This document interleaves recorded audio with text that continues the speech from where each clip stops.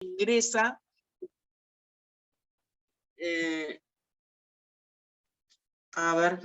o se ingresa con todos los bienes que uno tiene al matrimonio, y estamos ahí ante un sistema universal, ¿no?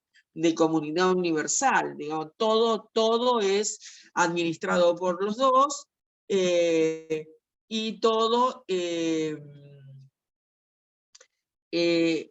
todo tiene la administración y la titularidad. También ahí hay que ver qué pasa con lo que uno lleva al matrimonio y cómo ingresa en un sistema patrimonial. Bueno, nosotros vamos a ver un poco, primero que nada, de qué estamos hablando, y después cómo se fue conformando, ¿no? Primero, seguramente que ya lo han empezado a ver con otros docentes, pero primero tenemos que saber que el matrimonio trae como consecuencia la constitución de un régimen patrimonial del matrimonio. Antes era el de sociedad conyugal, se elimina la sociedad conyugal para pasar a ser un régimen de comunidad. Con una salvedad, porque también trae otro régimen patrimonial, que no es ninguno de los que les hablé, que es el de la separación más absoluta, digamos. Es el régimen de separación, donde cada uno se responde por sus bienes, y responde por sus obligaciones, y responde por lo que hace, y por sus decisiones. Ese es el régimen de separación.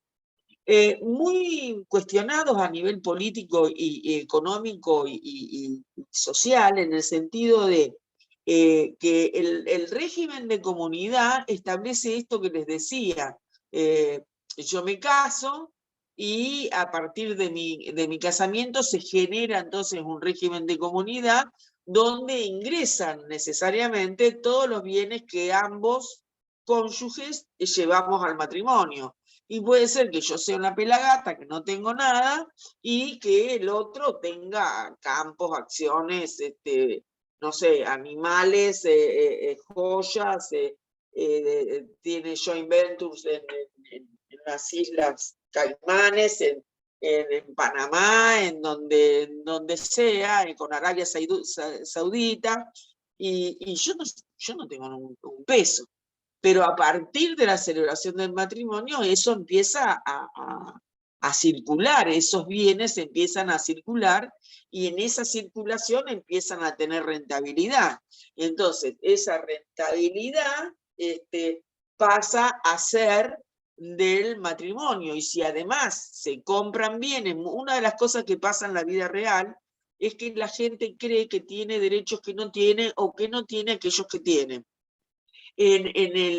Por ejemplo, que si compra algo, no le va a pasar nada, que como siempre se van a querer, van a ser felices y van a tener todo ese cuentito, entonces no hay que delimitar nada.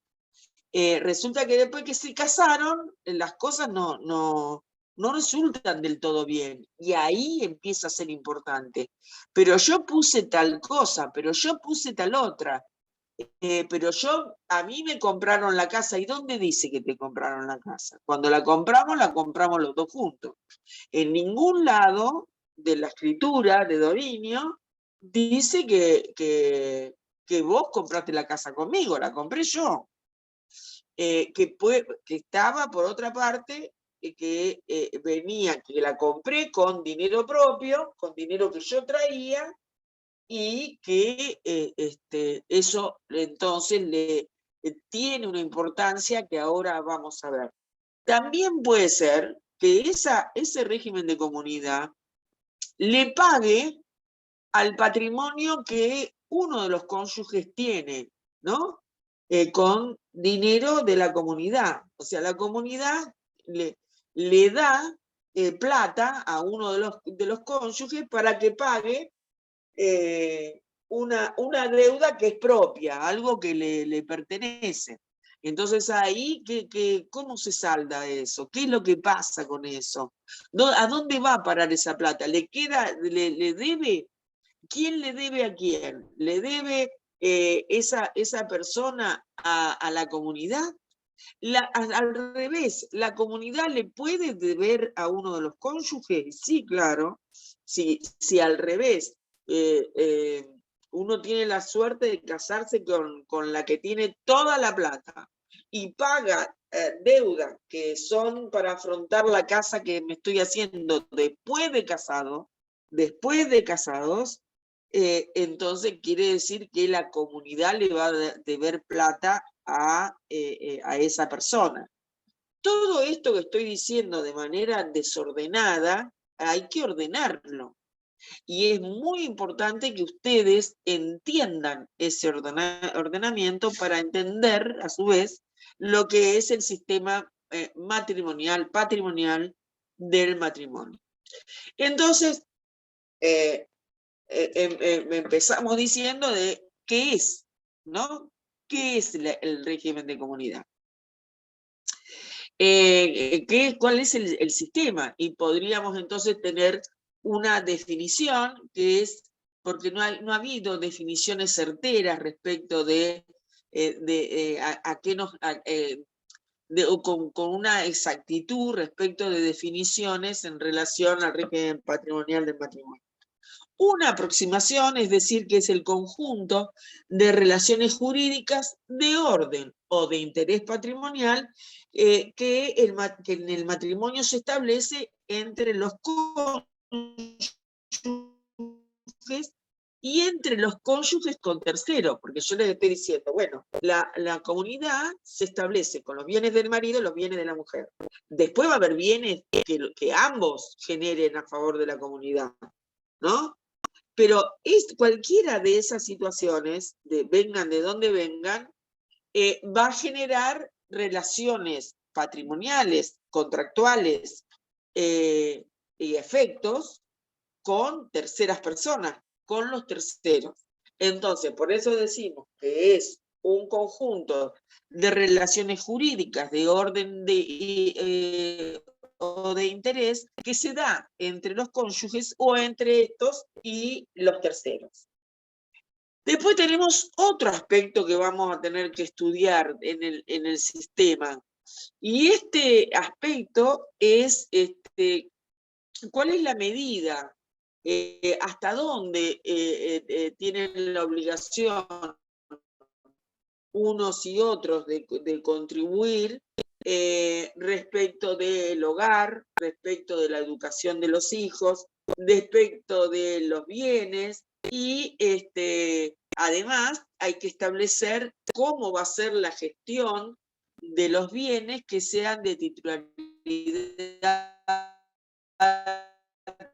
de un cónyuge o de otro cónyuge, porque la gente quiere y vive junto si yo estoy gestionando un bien que en realidad no es mío y es de titularidad de mi cónyuge.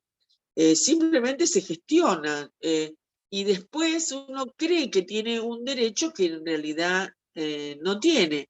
Por ejemplo, si alguien tiene un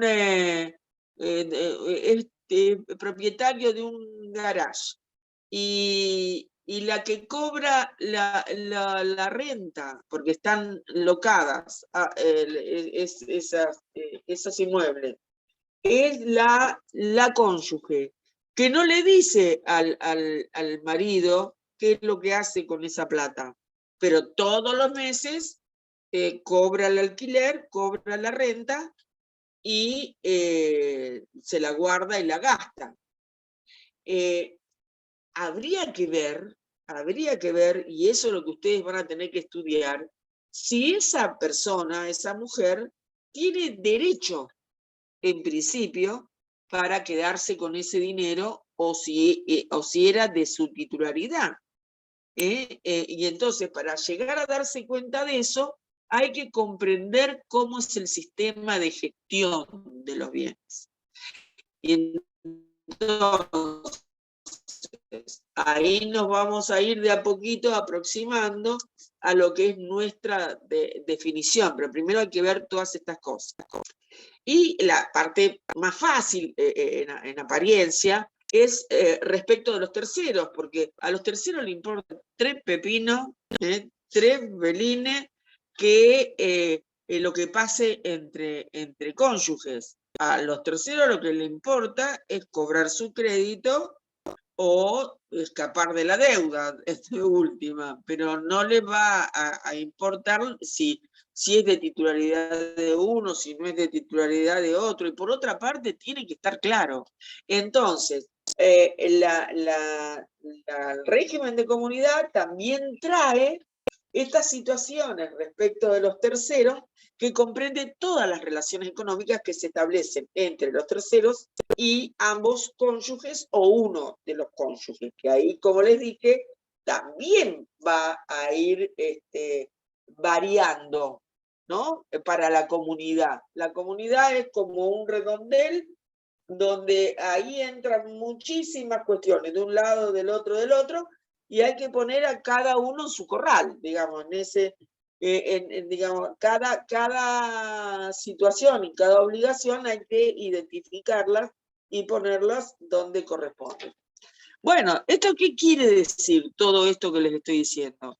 Que el régimen patrimonial tiene reglas de calificación. Primero tenemos que saber de qué bienes estamos hablando, de qué corno estamos hablando. Porque si yo me casé sin nada y el otro se casó con mucho, quiere decir que el otro tenía bienes propios, así se llaman. Y son bien, entonces ahí los estoy calificando, yo estoy calificando un bien diciendo que es un bien propio y que ese bien lo trajo la persona al momento de casarse y por lo tanto ingresó a la comunidad. Pero sigue siendo mío, porque es mío, yo no lo cedí porque me casé. Yo incorporé a la comunidad un bien que es mío, y puede ser uno o todos, o la mayoría. Para que eso yo lo pueda oponer, lo pueda demostrar, ¿qué tiene que haber? Tiene que estar a mi nombre, es decir, tengo que tener la titularidad. Y recuerden una regla que es de oro, para ahora y para la vida. El que tiene la titularidad tiene la administración. Que uno después la ceda es otra cosa, que la delegue es otra cosa. Pero quien tiene la titularidad de los bienes es quien a su vez tiene la administración. Por eso esa mujer que cobraba los alquileres del garage no le correspondía, porque la titularidad era del cónyuge. Entonces, quien tiene la titularidad también tiene la administración y también tiene la disposición. Y también esto genera deudas, muchas deudas. Y entonces vamos a tener que ver qué clase de deudas. ¿Son las deudas con las que comemos? ¿Son las deudas para criar a un hijo, para comprarle la leche, el pan, los cositos que le gustan, los cereales? Cuando vamos al súper, ¿son esas deudas o son deudas que yo contraigo porque me encanta a mí ir a esquiar a Aspen, ¿no? Y entonces, esa deuda que yo contraje con el all inclusive, con todo el equipete para esquiar y todo eso en Aspen, ¿esa es una deuda propia o es una deuda ganancial, o sea, de la comunidad? Todo lo que entra a la comunidad pasa a ser en principio ganancial si no se puede demostrar que es de alguno de los cónyuges. Yo espero que me vayan entendiendo, porque si ustedes entienden esto, van a entender todo el régimen.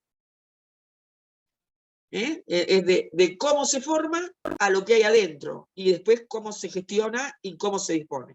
Entonces, decíamos, nosotros pasamos por establecer lo que es.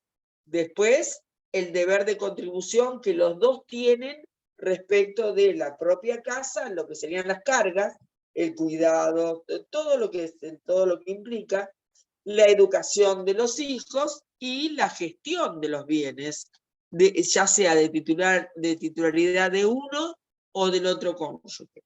También puede ser que sea de titularidad de ambos.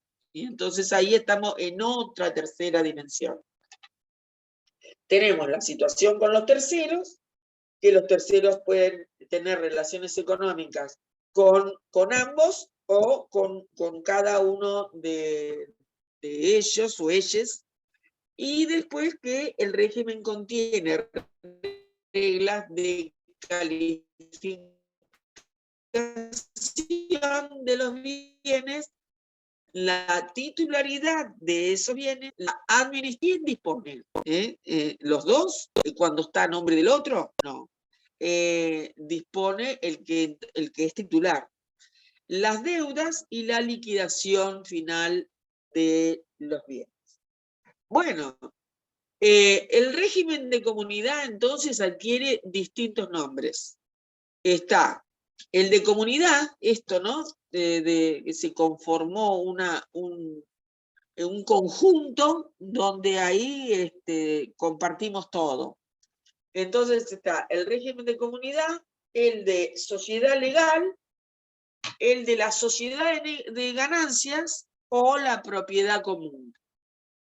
También son distintos nombres que ha adquirido el régimen de comunidad.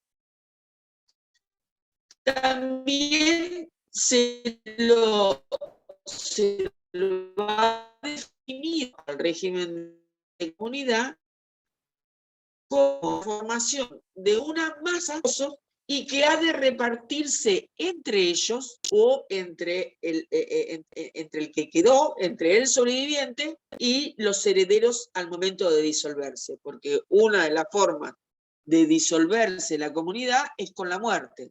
Y al momento de la muerte, entonces hay que separar los tantos y hay que decir, no, un momentito, esto era de mi ganancialidad, esto era de la comunidad, y ahí van a tironear los herederos por un lado y la o el cónyuge sobreviviente por el otro.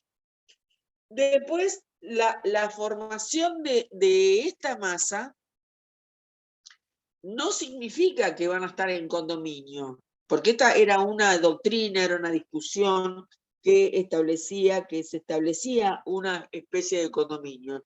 El condominio tiene reglas propias, tiene otras reglas, tanto para la disolución y los efectos declarativos de la sentencia, tiene que tender siempre a dividirse, cosa que no pasa en la comunidad. Mientras perdure el matrimonio, puede perdurar y aún después la comunidad, o sea, que tiene un sentido absolutamente distinto al del condominio.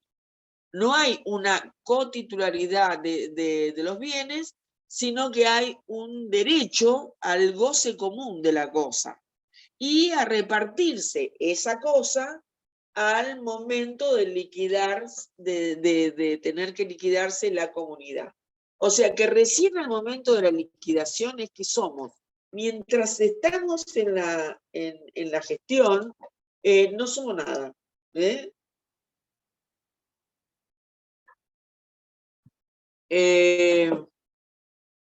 Bueno, me tomé un matecito, pero no, me cuesta mucho dando clase. Bueno, entonces, para dilucidar esto, vamos a empezar a dilucidar este tema del régimen de comunidad. El régimen de comunidad tiene 3 ejes o 3 grandes problemas para resolver. Como les dije, el primero es la calificación de los bienes. ¿Qué significa la calificación de los bienes? Hay que determinar qué bienes integran la masa que se van a repartir entre los esposos cuando llegue el momento de la liquidación de la comunidad. Y entonces ahí hay que determinar qué masa es ganancial y qué masa es la masa propia. Y para eso va a haber una masa propia de gananciales de un cónyuge y gananciales del otro cónyuge, propios de un cónyuge y propios del otro cónyuge.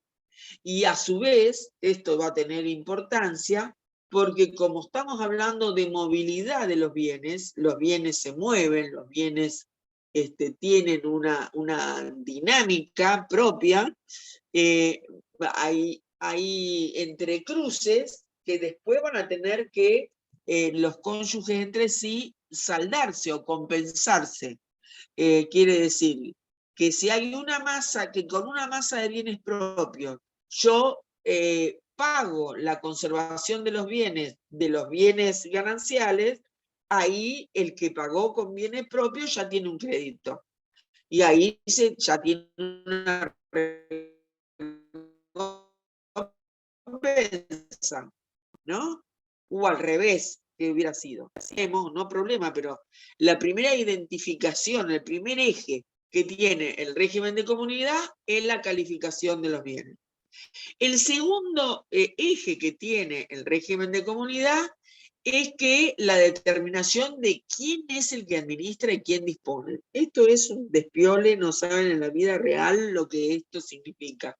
Pero es muy importante tener la claridad de quién administra y quién dispone, porque la igualdad jurídica entre cónyuges se va a demostrar también en el aspecto patrimonial.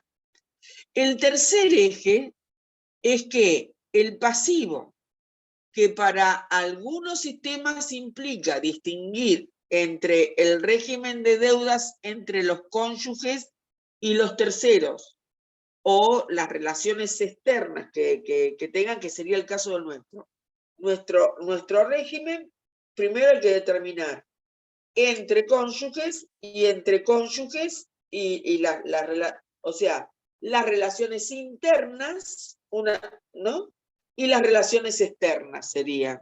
Ese es el régimen nuestro, el que establece esto.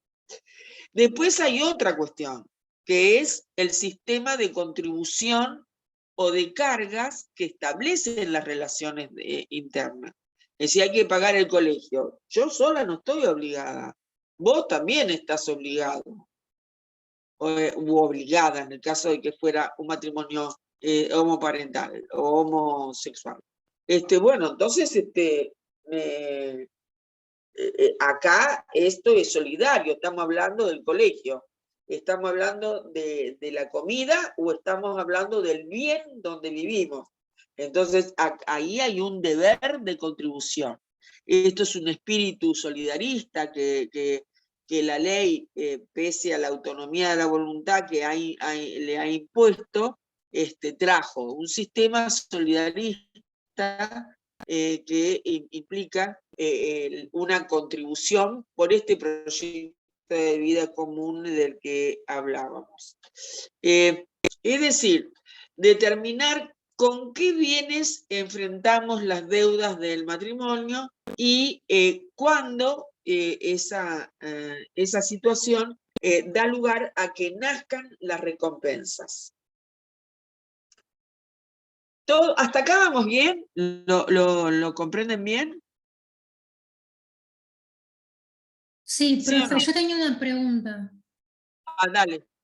¿Esta compensación es una vez el divorcio? ¿Durante el matrimonio no hay No, compensación? claro. No, salvo que hagas separación autónoma de bienes, Claro, pero en que el podría ser, régimen pero de todas maneras implica disolución de la comunidad. Claro, con el régimen de comunidad no se puede dar.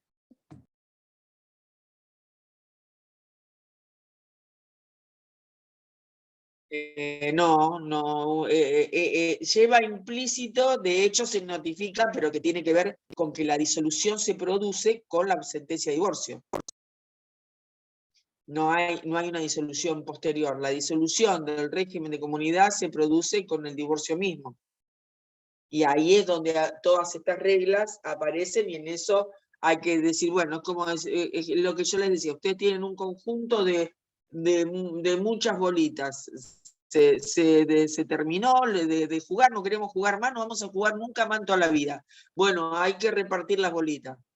Y entonces ahí es donde aparecen las reglas, ¿no? del reparto. ¿Cómo es que se reparte?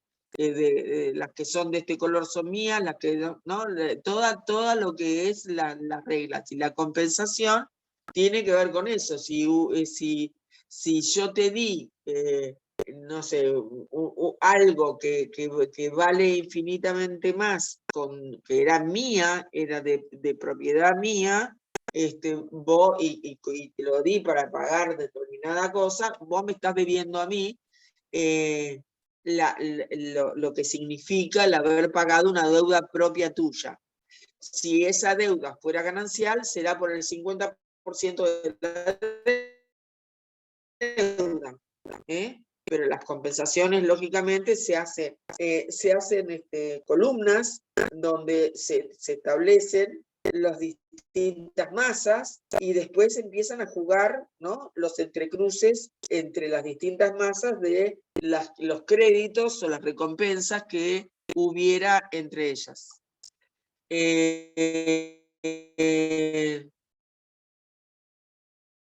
Yo creo que ustedes van a ver recompensas y van a ver ejemplos. Esto es la introducción a este mundo, ¿no? A este mundo para que comprendan bien cómo es el mecanismo. Si ustedes entienden bien cómo es el mecanismo, no van a tener ningún problema después ni para el examen, ni para nada, porque ya lo van a tener grabado. Saben que comienza de este modo.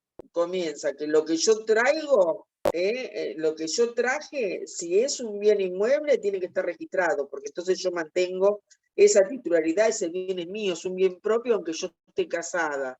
Si es un bien mueble, la posesión es lo que vale, pero las boletas también valen, ¿no? Si hubiera una discusión. O el inventario de los bienes que hay que hacer antes de contraer matrimonio, que ahora vamos a ver un poquito. Luego de saber qué es lo que trajimos, cuáles son los bienes que traemos, tenemos que saber de quién son para ver quién administra. Y entonces, o bien cada uno administra lo suyo, o bien hay una delegación de la administración, pero se tiene sabido y conocido que el dueño, digamos, el titular, es el que administra y dispone de los bienes. Si hay un régimen que sea conjunto, se aplican las normas de manera conjunta, ¿no? El régimen se divide, pero es exactamente lo mismo. Y después está cómo se liquida y cómo se responde frente a los terceros. Yo a los terceros voy a responder objetivamente por la deuda y tengo que ver qué clase de deuda es para saber cómo respondo. Si es mía, si es personal, voy a responder por el todo. El tema es si es de esas deudas que es de contribución solamente. Ahora vamos a verlo. Pero yo estoy todavía con los tipos de comunidad. Todo esto era para contarles que nosotros alcanzamos, ¿no?, la forma, ese conjunto. Y ahora estábamos diciendo qué tipos de comunidad, de acuerdo a quién administra, cómo se pueden llamar. Como dijimos, era el viejo resabio atávico, es el de la administración marital. Después está el conjunto, después está el de administración indistinta. Nos vamos a ir aproximando a la definición actual, a la que les dije hoy al principio, pero no sin antes comprender lo que implica el tener un régimen de comunidad, un régimen patrimonial del matrimonio. El código anterior tenía un régimen que era único, legal y forzoso.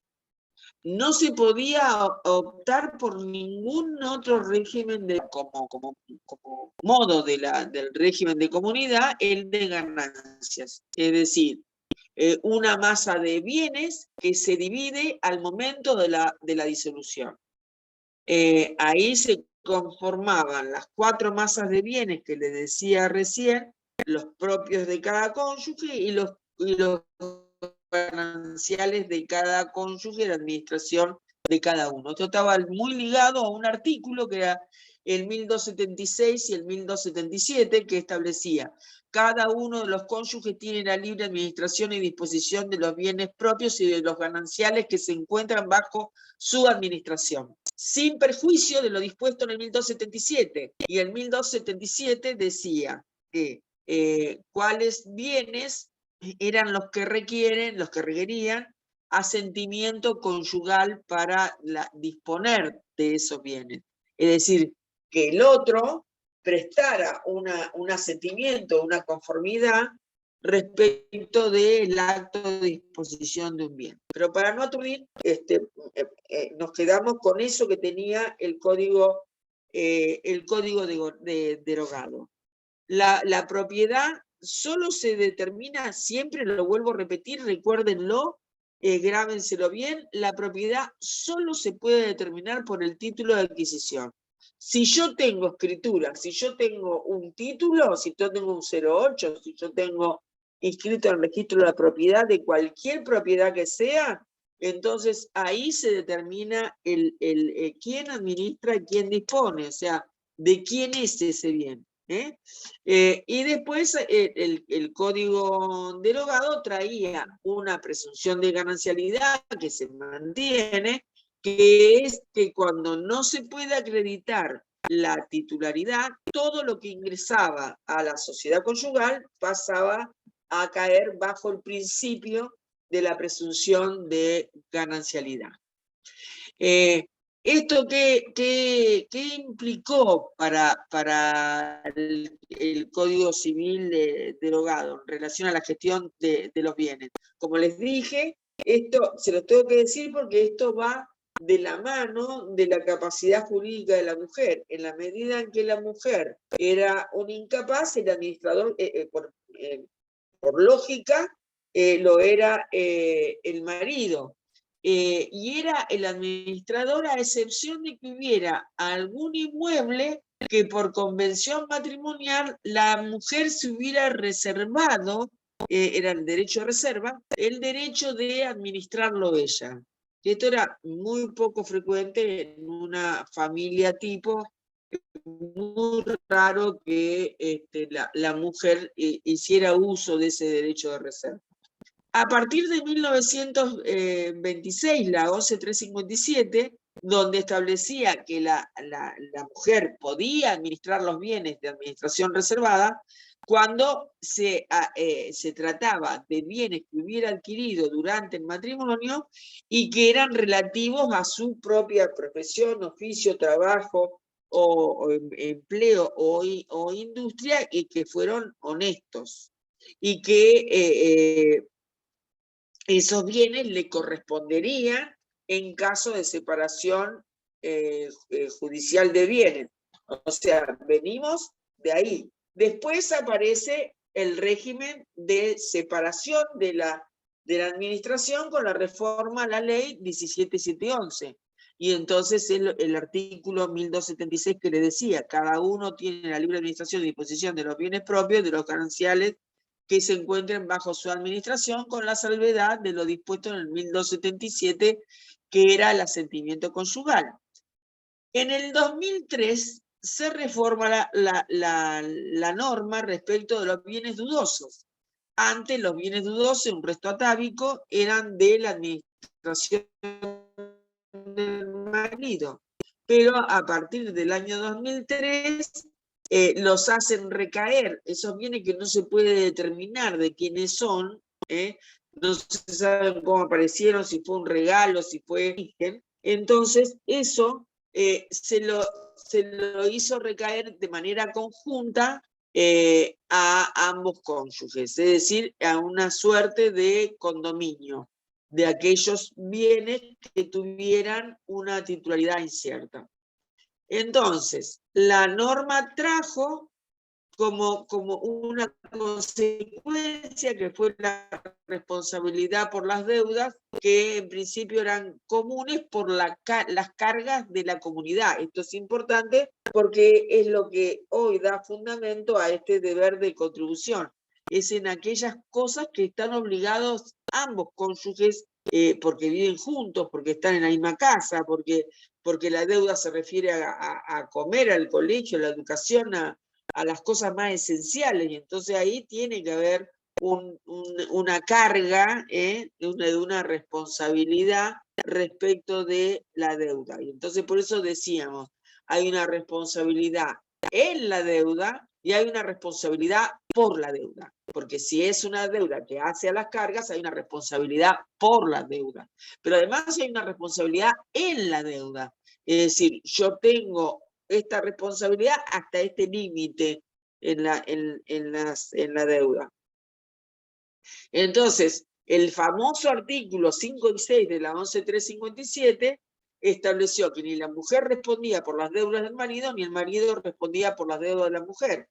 Eso en el artículo 5, pero en el artículo 6 traía la excepción de cómo respondían ambos cónyuges para atender a las necesidades del hogar, la educación de los hijos, la conservación de los bienes comunes y establecía que los acreedores podían atacar al cónyuge no titular de la deuda y que éste respondiera con los frutos de los bienes gananciales del otro cónyuge. ¿Qué pasó con la reforma al Código Civil y Comercial de la Nación? Trajo la igualdad jurídica. A través, como les hablé ya anteriormente, del principio de solidaridad familiar, de la democratización de los vínculos, del principio de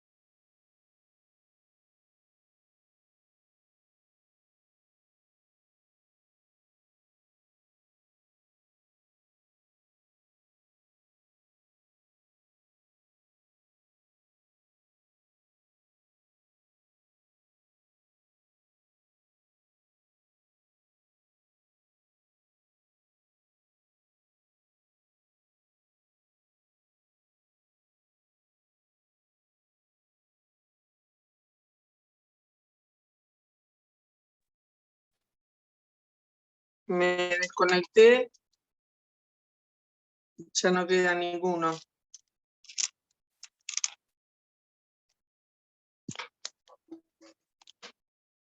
Hola. Hola. Parece que está el sistema de contra de nuestras clases. Me desconecté, no sé, parece como si se hubiera descargado mi teléfono y bueno, y aquí aparezco otra vez. Voy a seguir 15 minutos todo lo que pueda y completo la clase que viene. En todo caso, si ustedes me tienen un poco de paciencia, el lunes que viene nos quedamos un rato más para poder completar más. ¿Les parece? ¿Estarían de acuerdo? Sí, dale. Dale. Bueno, entonces estábamos con los distintos regímenes, con las características que tiene y con la reforma que hizo el Código Civil y Nación. Que habla de igualdad pública, de solidaridad, responsabilidad familiar y, como toda la reforma al Código Civil, de autonomía. Y esta autonomía implicó también un régimen patrimonial del matrimonio diferente, el cual era la separación. Muchos cuestionan el régimen de separación, que es un régimen, así como el de comunidad es solidarista, el de separación es más, ¿cómo decirlo?, resguarda más la individualidad, no es para nada solidarista. Es decir, ahí cada cual corre con sus riesgos. Frente a esto, frente a esta visión de que por un lado cada uno de los cónyuges tiene derecho a hacer de su patrimonio lo que quiera, se levantó una doctrina, una teoría, que es la doctrina del régimen primario del matrimonio, ¿no? Del régimen patrimonial. Y entonces, en ese régimen primario, por incumplimiento de los pactos internacionales, se elaboraron normas que resguardan ese principio de solidaridad. Y en todo lo demás, cada uno hace y resuelve como quiere en lo que respecta a su patrimonio. Ese es el régimen de separación. Pero antes de todo eso, y para poder ordenar cómo va a ser el régimen patrimonial futuro del matrimonio, es que se elaboraron las convenciones matrimoniales, las famosas capitulaciones matrimoniales, que antes solo estaban permitidas 2 y que con la reforma al Código Civil se ampliaron. ¿Qué son las convenciones matrimoniales? Son acuerdos, son pactos, contratos entre los cónyuges respecto del régimen de relaciones patrimoniales aplicables a la unión, cuya eficacia tiene una condición resolutoria porque se confirman con el matrimonio. ¿Y cuáles son esas convenciones? Uno es lo que les decía recién, de todos los bienes que los cónyuges llevan al matrimonio, o sea, la designación y el avalúo de los bienes que cada uno de los cónyuges lleva al matrimonio. El otro son las donaciones que se hagan, que se puedan hacer entre ellos. Antes las donaciones podían ser realizadas en favor de la esposa, pero no eran en igualdad de condiciones, era otra discriminación positiva que traía el código en favor de la cónyuge. Ahora, con la reforma, las donaciones que ambos cónyuges se hagan entre sí, pero que quedan sujetas a la condición resolutoria de que el matrimonio se efectivice y se cumple. Y la otra convención matrimonial es justamente la opción respecto del régimen del patrimonio. 2 regímenes, entonces, establece nuestro código. Uno, el de comunidad, que es el régimen supletorio solidarista, del que estamos hablando, que hace a la ganancialidad y a una liquidación al final de esa ganancialidad, cuando ya la comunidad se disuelve, y el otro, el de la separación de bienes. El código no autoriza a los cónyuges a que elaboren sus propias reglas en el régimen. Solo lo de cada uno, ¿no? Solo permite optar entre un régimen y el otro. ¿Dónde lo ubica esto dentro de lo que es el código? En la forma de las convenciones matrimoniales, las capitulaciones matrimoniales, está dispuesto en el artículo 448, la exigencia que estas capitulaciones, o sea, poder establecer estas pautas, ya sea en relación a los bienes, en relación a las donaciones y en relación a la opción del cambio de régimen, se da exclusivamente por escritura pública y antes de la celebración del matrimonio. Los efectos siempre van a estar dados ante el cumplimiento de esta condición, que es la celebración del matrimonio. Entonces los efectos son a partir de la celebración del matrimonio. Y la opción del régimen patrimonial se debe anotar en el acta del matrimonio para que exista la publicidad frente a los terceros y tenga efectos con los terceros. ¿Qué pasa si nos casamos y no se hizo esa modificación o esa opción al régimen de separación? Se modifica el régimen luego de la celebración del matrimonio. Y esto sí se puede hacer a través de la convención entre ambos cónyuges. Tienen que poder hacerlo luego de que transcurriera un año de la aplicación del otro régimen, del convencional o legal. Y después del año se puede hacer la opción de cambio del régimen y anotarlo en el acta del matrimonio. ¿Eso para qué? Para la seguridad jurídica frente a los actos que se pudieran haber cumplido en relación a los terceros acreedores. Y los acreedores anteriores a operarse el cambio pueden hacerlo y declarar inoponible para ellos en el término de un año a contar desde que conocieron de esta situación. Quiere decir, a los terceros nunca se los puede afectar por las decisiones que vayamos a tomar.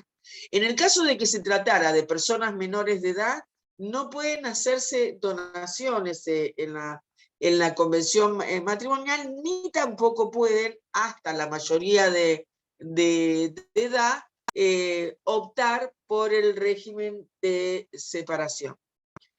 Como les dije, entonces, estas son las capitulaciones, esta es la presentación del régimen de comunidad, donde lo medular está en la gestión, y donde para eso tenemos que establecer, bueno, cómo se dispone, cómo lo dispone el artículo régimen patrimonial, y para eso tenemos disposiciones comunes a ambos regímenes.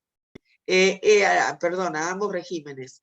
Estas disposiciones comunes se configuran en el régimen primario, que sí es imperativo, que sí es de orden público, y que no es derogable, y que así está establecido en el artículo 454 del Código. Donde ahí tienen que estudiar ustedes el deber de contribución de ambos cónyuges en el artículo 455, y que este deber de contribución nace a partir del deber que tienen para sostener recíprocamente, por el principio de autonomía y de solidaridad familiar, mientras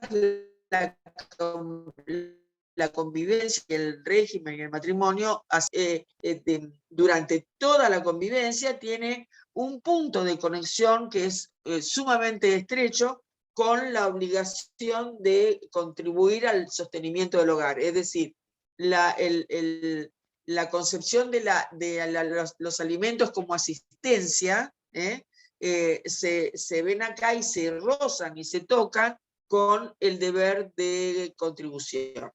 Entonces, ambos cónyuges es una obligación solidaria y recíproca, inderogable, ahí campea absolutamente absolutamente el orden público y es para ambos cónyuges mientras dure la convivencia.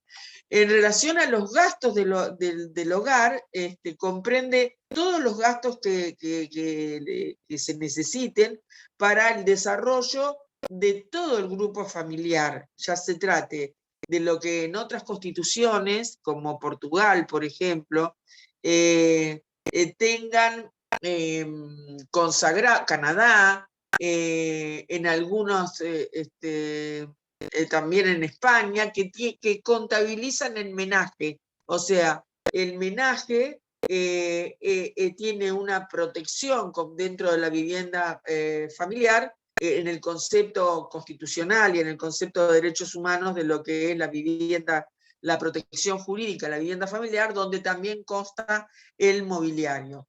Acá la reforma ha expresamente hablado de la responsabilidad de ambos cónyuges respecto de los gastos requeridos para el desarrollo de todo el grupo familiar. También el mobiliario, los gastos de salud, los servicios, lo que tengan que pagar, las conservaciones de los bienes que utilizan, que tienen uso común, que no son bienes fatuos o propios, la particularidad que tiene el código en materia de la determinación de estos gastos de la vida común es que se deben ajustar de acuerdo al nivel de vida de cada uno.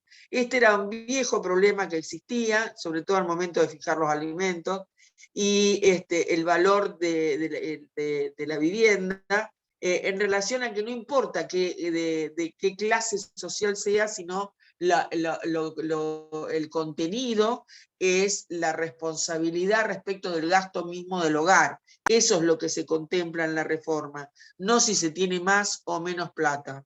De la misma manera, los gastos de la crianza de los hijos y la educación de los hijos comunes y de los hijos afines que convivan, hay un principio de responsabilidad que después podrá ser reclamada a los padres biológicos cuando se hacen cargo de los gastos de los hijos afines, pero hay una responsabilidad también en relación a los gastos de los hijos comunes y de los hijos afines.